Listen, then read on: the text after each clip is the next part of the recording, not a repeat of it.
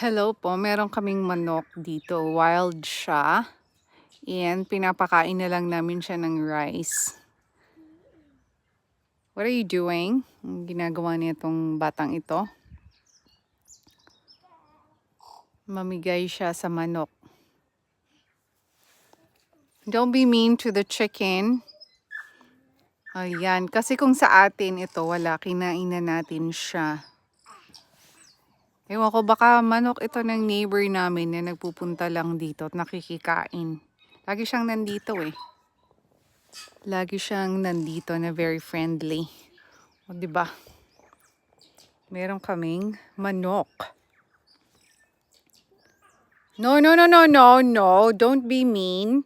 Don't be mean to the chicken. No, don't do that. Mamato ka talaga sa manok.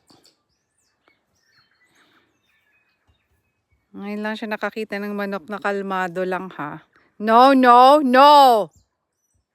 Ay nako. Kakaloka.